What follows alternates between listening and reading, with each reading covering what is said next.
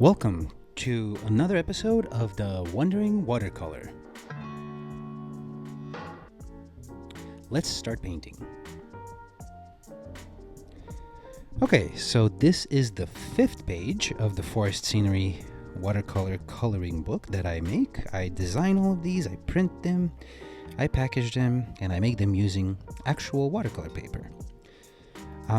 I normally make my own paint, but I'm just really having a hard time keeping up with that, so I'm using this set, which is the Prang mini set. I really like this one because it's super affordable. Anyone should be able to afford this, and the colors are actually pretty good. This is another one that I really like because it also comes with I don't know where my brush went, but it does come with a brush, and it's a good set. It's also very affordable.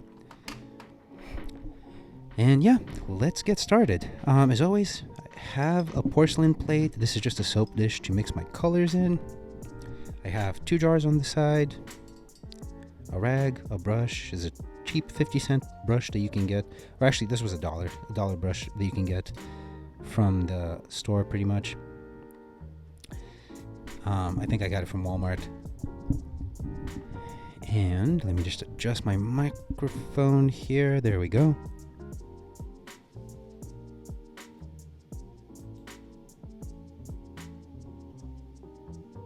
Okay, so the first thing we'll do is I'm going to grab that yellow green. If you don't have this color in your palette, just get some green, throw a bunch of yellow in it.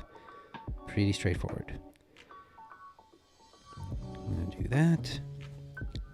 I want a good amount, and also a good amount of water in it. There's a lot of green in this image.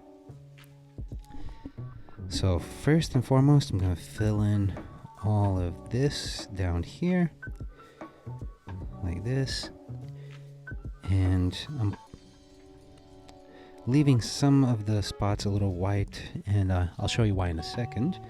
I'm going to fill all of this in right here, and then some of this going up into here, like that. Definitely down here, like that. Just different patches of grass that I need to fill in, like that, back here, this. And I'm adding more color where it'll be the base of the color that I draw out of. I'll show you what I mean in just a second. So now that I have all this green laid out, I'm going to rinse my brush, and then I'm going to pull out of the areas. That way it gives variation in those colors. Like that. There we go. So it's not just like a solid block of green, but it goes from dark to light. Makes it a little more interesting to look at. There we go.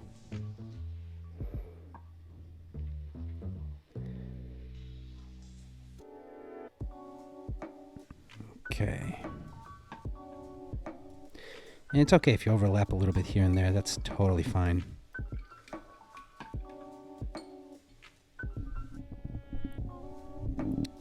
Next, we want to work on these trees that have fallen down. Getting my brown, but also I'm going to throw a little bit of orange in it. There we go, make it a little more interesting. And basically, down towards the bottom and definitely inside the stump, it's very dark. So, filling it in with the paint as much as possible. And then here on the outside, I'm going to do some quick brush marks following the kind of like the direction of the bark, like that. But then I'm also going to just grab some orange directly from the palette and throw it in just to create more color variability. It makes it look much more interesting that way. Like that. And then for the top, I'm going to get a bunch of yellow. Like that.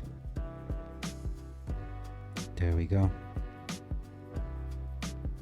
A little bit here.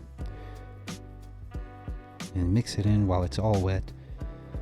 Remember, watercolors dry much lighter than the initial marks that you lay down. So it's fine to let things mix right now and create those varying colors. It just makes the whole piece look that much more interesting. And also, you get a lot more ground covered much quicker this way. I'm gonna grab a little more orange, just a little bit down here, make it more interesting. Rinse my brush.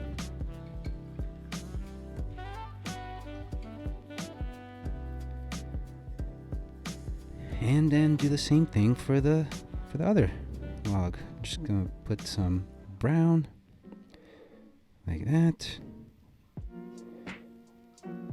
There we go, definitely filling in the dark portion over here, the hollowed out log here and there. Rinse my brush a bit, grab some orange, throw some of that orange in here and there. Rinse my brush, grab some of that yellow, blend that in more towards the top.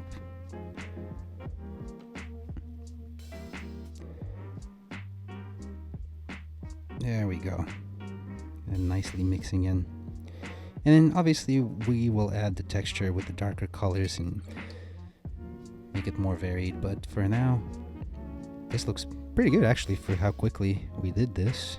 And just pure brown color for the sticks that are on the ground here. Like that. There we go.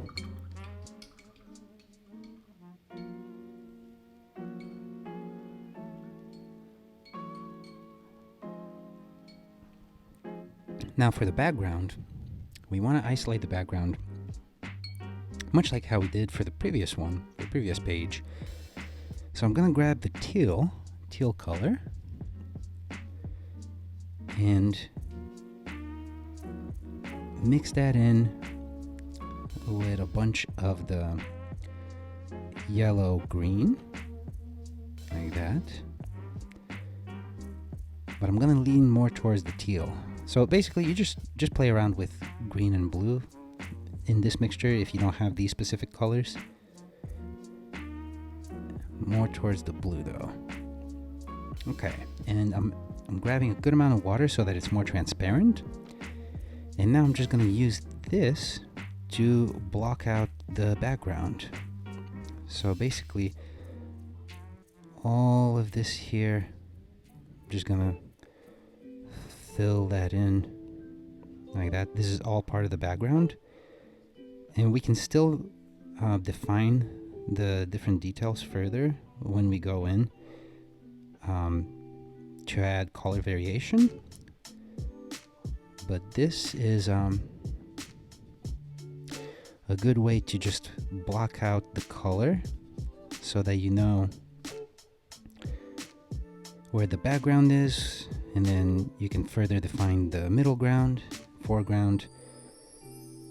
This is a very quick and easy way to do that. There we go.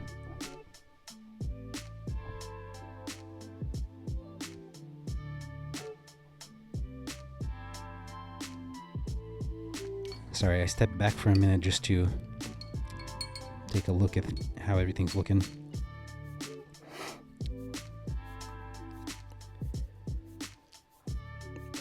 Now I'm just going to grab more of that same brown color and add more water to it though. I want it a little more transparent. I'm going to go ahead and lay down some color here. You can tell I'm not being too picky about it, but I do want that color in there. The same as this one, and this one. kind of like that. That's pretty good. And I'm gonna go ahead and grab that orange again, just kind of throw in a little random here and there, like that, like that. It doesn't have to be too strong, but it should be present. That way it creates a balance, and it also helps frame the entire composition. There we go. That may be a little too much. Now I'm going to rinse my brush and then just kind of fade out the rest of the tree colors. And you may be thinking these colors are nowhere near as vibrant as the ones of the fallen logs, and you are correct, but there's plenty of time to add to that. I just kind of want to block in those colors right now. And then I'm going to grab my yellow green again.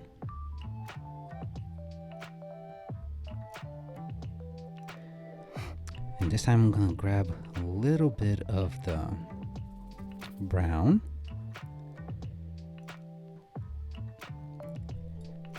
And fill in up here. Now I'm filling in the leaves on the trees. First starting off with the bottom, where the bottom is for the... basically where the shade would be hitting the leaves on the trees. I'm just kind of creating that.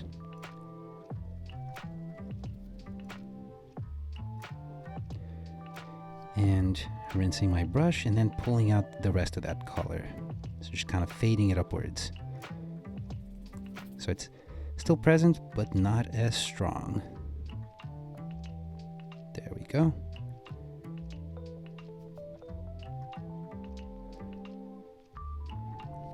Okay. I did a little bit of a mistake back here, but that's okay. Just gonna leave it as is. It's not a bother.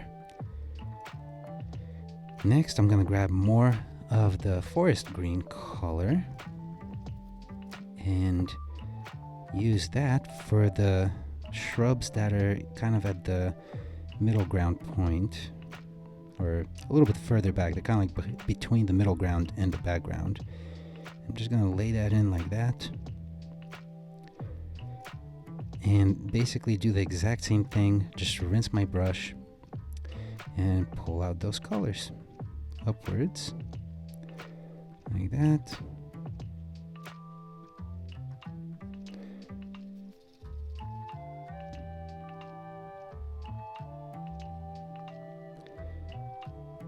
Okay. Add a little bit on this tree. There's some moss kind of like climbing up.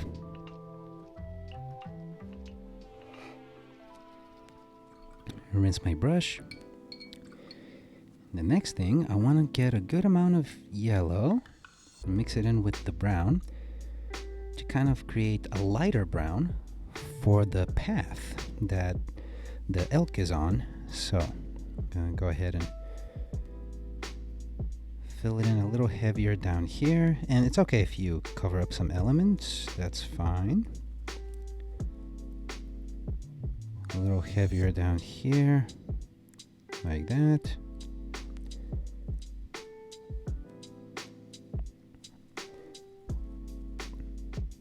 And continue going upwards.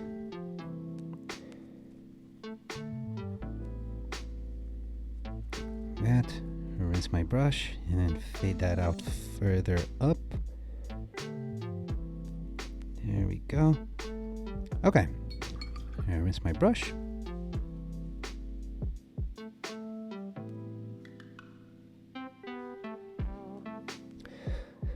Okay, not bad for 15 minutes worth of work. And remember, at any time, if you need to pause, rewind, do so, take your time. No need to rush. I tend to work better if I'm quick about it. That's just my speed. So now I'm gonna mix a little bit of gray, and the way I'll do that is I'll grab some brown Grab some dark blue, mix them together, get a nice gray going. A good amount of water so it's more transparent.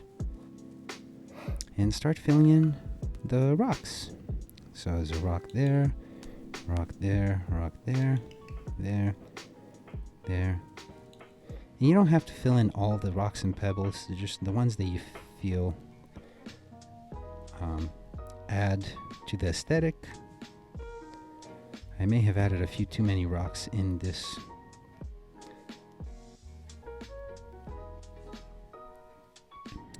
composition, but I often like to look at rocks and trees and imagine kind of like what I'm seeing in them and then paint that and sketch it out. Okay, I'm going to grab a little more brown here just for this fallen log. And maybe a little more down here. Kind of like that.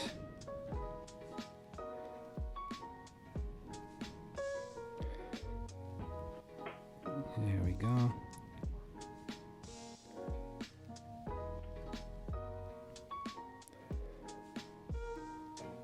Grab some of this over here, like that.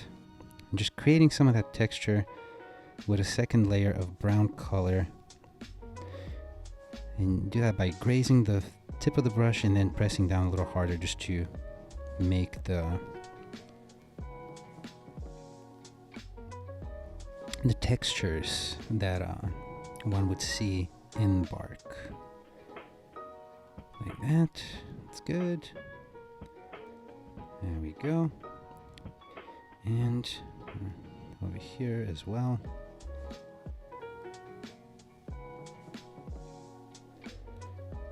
I'll rinse my brush.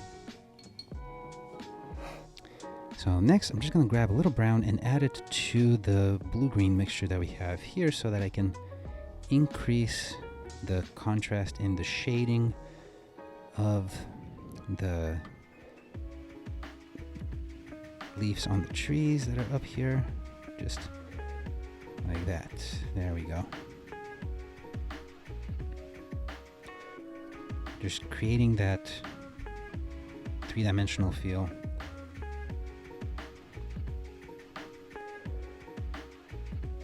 By kind of sporadically making some brush marks and making kind of like blobs, really more towards the base of the crown of the trees, just to really create those shading elements.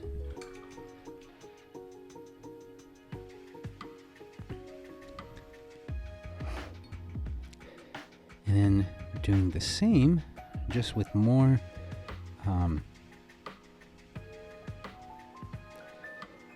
like mixing up a less dark yellow-green.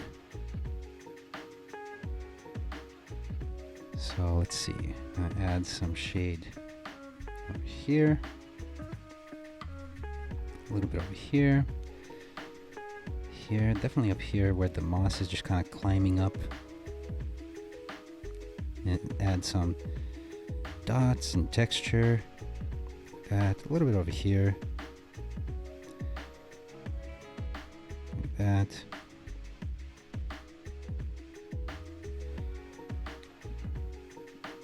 Okay, maybe a little bit of shadow on the leaves to create more three-dimensional feeling. There we go. Over here, like that. And the ferns. And you don't have to do this everywhere, but just in the places where it makes sense, just so it creates more depth, more form. Maybe a little bit showing some of the blades of grass over here, like that. A little bit here. There we go. Here. And rinse my brush. And mix in some of that gray with the brown, so we can add maybe some dirt that's a different color through the patches that are kind of going upward here. And you can see I'm not gonna go in and paint in every single little detail. Sometimes I tend to go overboard when I'm sketching, especially when it comes to forest, plant life, and just organic things. I tend to overdo the detail, but this way there's enough detail so that somebody can look at it at a glance and understand what's going on, but focusing on the color and the lighting, you don't have to worry about all the detail when you're painting.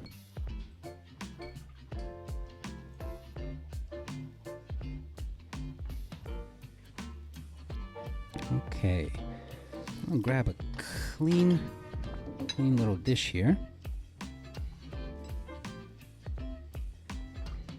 I'm gonna mix up a good amount of yellow.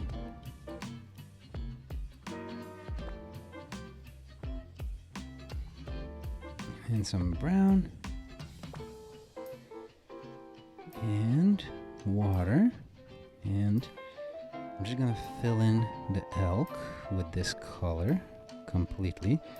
And basically just blocking in the color, or what would be called a flat wash.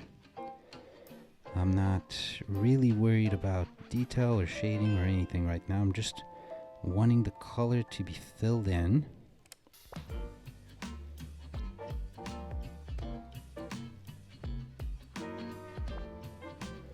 Doing the same for the horns, just carefully. And if I go a little out of the line, that's fine too. Filling that in. There we go. There we go. I'm rinsing my brush.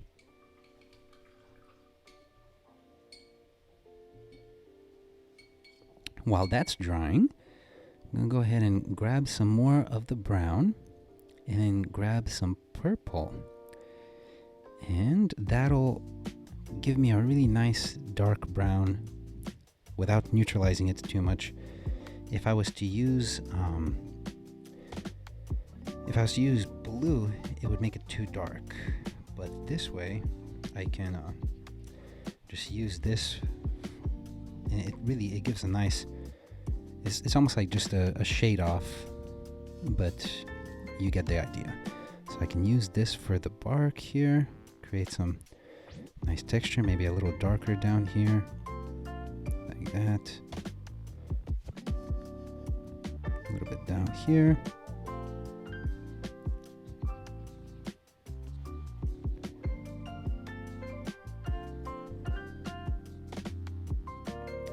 And I'm not doing too much because this is a much darker color. I just want to emphasize some of the details, some of the bark, and then I'm actually going to go in and add a little more orange in certain places. But you can see how much more three-dimensional it immediately becomes when you add this darker color. Like that.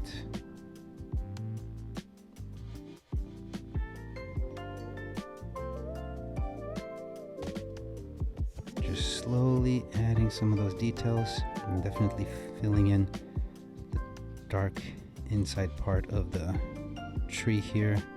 Like that. I'm gonna rinse my brush, grab some of that orange, and just a couple of marks here and there. Not too much, just because I want to emphasize some of those colors, like that. A little bit here. A little bit here, like that, and rinse my brush, and then maybe just go over some of them just to fade them out. But there we go. That looks good.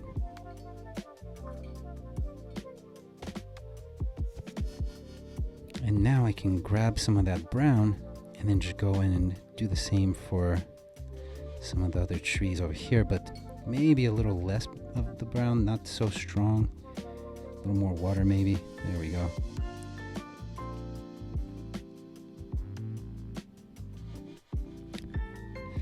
With watercolor, the more contrast that you want, you just have to do more layers of color. That's pretty much it.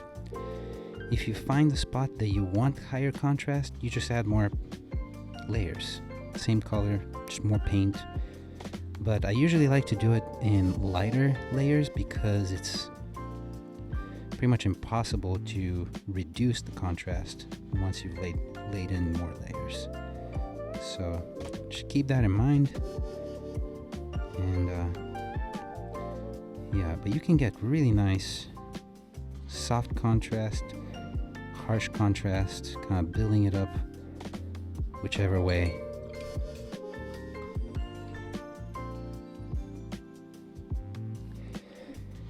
And then I'm gonna move this down here. I'm gonna grab a little more of the green. I'm gonna add maybe a little purple in the green, along with some brown and a lot more green. So you can see, like, I'm really trying to turn up the contrast. If I was to add red, it would really make it a lot more higher of a contrast for the green. But I don't want that. That would be too much. See, like, okay, this is good because I can slowly build off of this. It's not overpowering.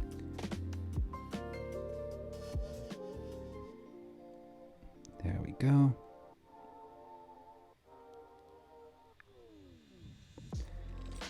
Like that. And just slowly building it up. A little bit here, a little bit there. Like that. Not too much, but just enough to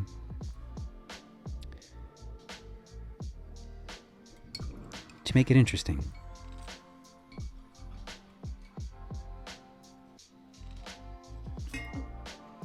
And next, I'm going to grab that same color that I used for the elk. It's dried out a little bit, so there's less water in it. And since there's less water, that means that the paint is more concentrated. And I can use that as a shading. It's the same color, but I can just layer it for the shading and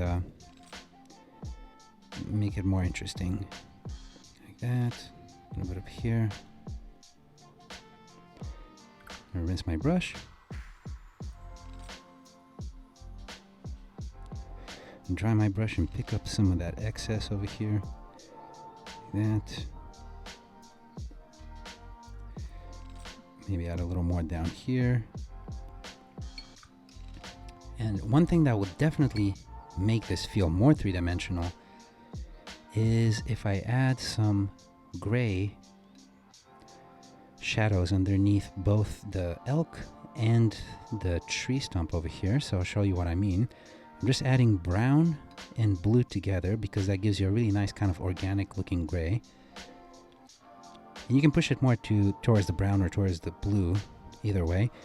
But so I've already added a slight shadow here that I'm just gonna bump up the contrast for.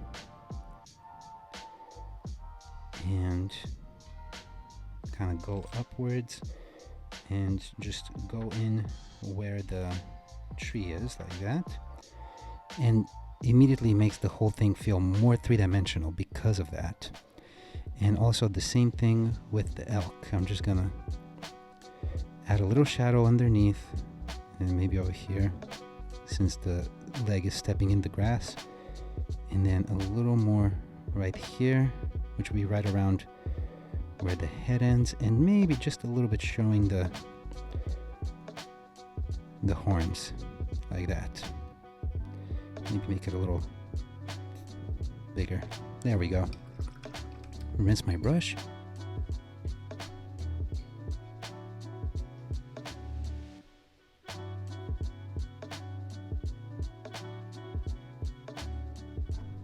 Okay, I think that one looks pretty good. I like how it looks. I like the colors.